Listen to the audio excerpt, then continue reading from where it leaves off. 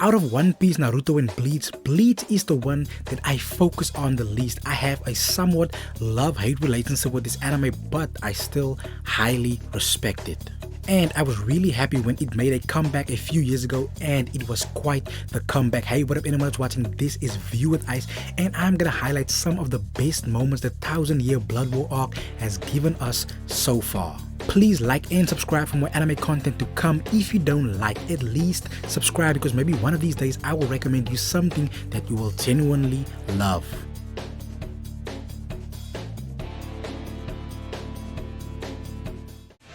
これはまた物を知らんやつだね。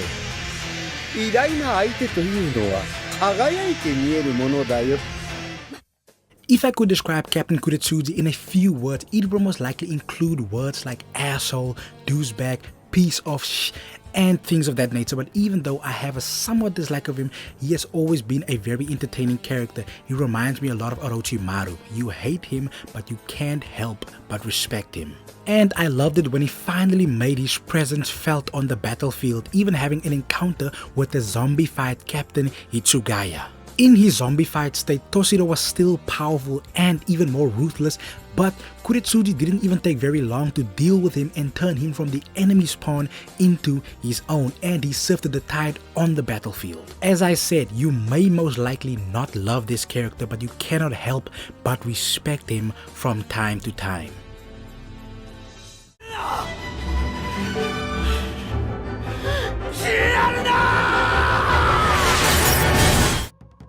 Ichigo over the years has proven that he loves to make epic entrances to the battlefield, and this was the first one he made in the 1000-year Blood War arc, and you cannot help but get goosebumps every time Ichigo comes to save the day.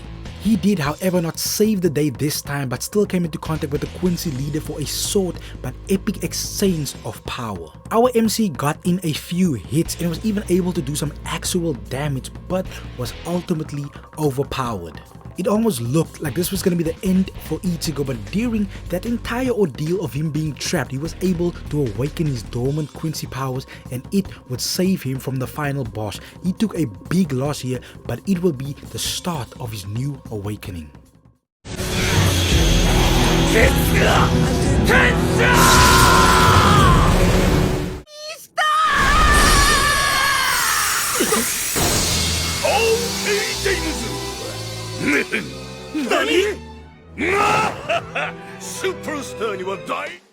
Out of all the amazing and powerful Quincy's that were introduced during this arc, my favorite out of all of them is surely the Superstar. I know we all want the hero's accomplishments in videos like this, but the mask was just entertaining to watch. Well, that and the fact that his character was basically a pro wrestler. I absolutely love pro wrestling, and that is maybe why I love this character so much.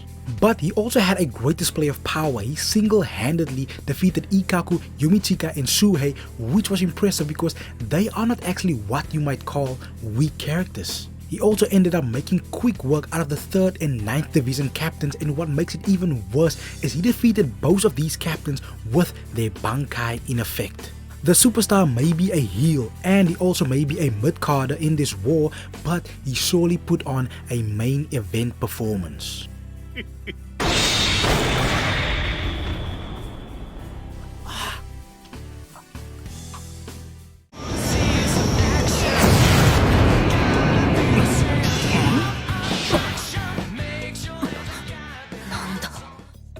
As I said earlier, Ichigo is basically a glutton for making epic entrances. He made a big one in the first season, and in this second season he made sure to make another big appearance. Coming in hot and taking on multiple Quincy's all by himself and making it look like child's play. Before this, everyone struggled to face at least one Quincy at a time, and in comes Ichigo being this complete game changer, taking on multiple monsters and making it look like just another walk in the park. If he was serious then and there, he could have most likely taken them all out, but his focus was on a bigger prize.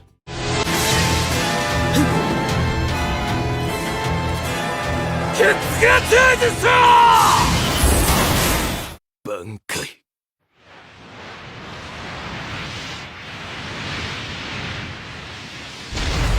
The superstar makes yet again another appearance in this video, but this time the spotlight doesn't shine on him but on the new and improved Renji.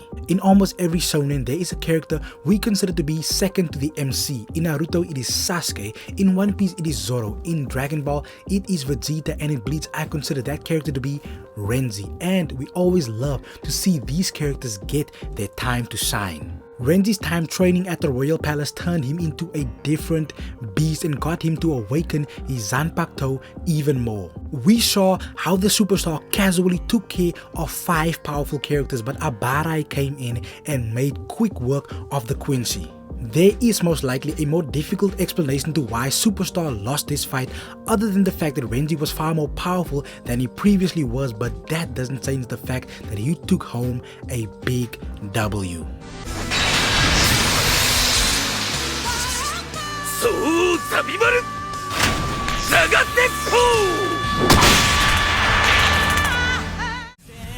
Bankai. Hakka no togame.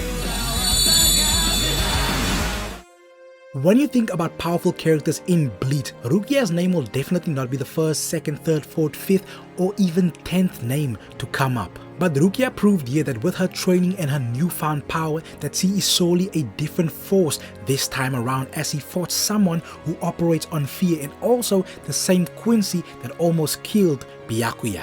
Her Shikai was even more impressive than normally, but unfortunately it wasn't able to get the job done. She also got a little assistance from her brother, and then she finally activated her Bankai, and it is without question the most beautiful Bankai to ever be revealed.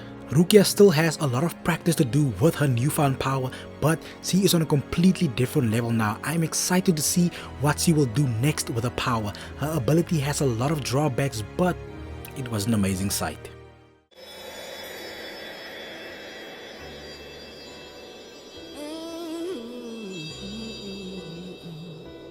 こいつを叩き潰したいと思ってるんだ。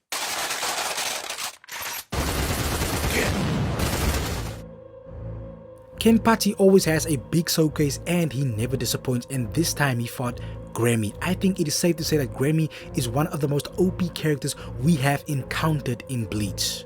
This man basically had the power of imagination. He could do anything with his ability, but unfortunately he was just unlucky enough to have Kenpachi as his opponent. If it were anyone else, Gremmy might have gotten the win, but Kenpachi is just a different breed. Gremmy lost for a multitude of reasons, his overconfidence and arrogance being two of the main ones. He has always just fought people far weaker than him, and because of that he couldn't handle Kenpachi, but it was more like the Quincy wanted to prove himself by defeating Zaraki. I feel if Gremmy was more battle hardened, he could have defeated Kenpachi. This battle came down to his emotional state. His confidence faltered and he ended up losing this even though he has godlike powers. We can say a lot of things about this fight, but ultimately Gremmy's loss was caused by himself. By the way his powers are constructed, he could have easily gotten the win here, but he wanted to go toe to toe with the absolute monster that is Kenpachi Zaraki. This fight was also the first time we saw Kenpachi Zanpakuto in a different form, and it was truly a sight to behold. I cannot wait to see what his Bankai looks like.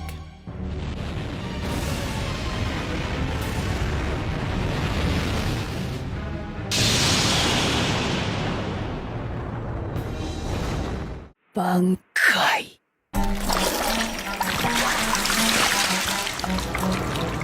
Minazuki. There are two characters in this anime that I've always been curious about. The first being the most obvious choice, which is of course Genryusai Yamamoto, and the other one Captain Unohana. I didn't exactly watch the OG Bleach in the most conventional way. I actually skipped a lot of episodes, something which I want to remedy in the future, but in all the episodes that I watched, Unohana never really seemed to showcase her actual power. And with her being a captain and always looking so innocent, I grew fascinated with this character. I just knew there was something more to her, and she would finally reveal what actual monster she was during her battle with Kenpachi. This battle with Kenpachi was an ugly and yet beautiful thing, with the two characters having such a long history with each other. I only wish Unohana didn't have to die here, but then again, this entire ordeal was essentially to bring Kenpachi back to his roots and reawaken his dormant power so that he would be a game changer in this war, and it turned into one of the most epic fights to come out of 2022. さようなら。世界でただ一人。私を喜ばせた人よ。じゃから軽々しく名を呼ぶなというのに。The leader of Squad Zero versus the leader of the Quincy's. This fight also ended on a monster of a cliffhanger. I can assume what is going to happen next. I just don't know how it's going to happen, and I don't want to know. However, this was a great one-on-one. Ichigo really has a ridiculous power. I can definitely understand why he had the final boss against the ropes on the first round. He even made the leader of the Quincy's go to desperate measures like stealing the power of his own subordinates. That just shows us how powerful Ichigo is, because he didn't even resort to this kind of desperation during his encounter with Yamamoto. And yes, I understand that the head captain was basically fighting a stern Ritter for the majority of that fight, but it still doesn't take away from how mind-blowingly powerful Ichigo is. I really hope Bleach makes a comeback this year, because the suspense for the conclusion of this fight alone is killing me. さらば。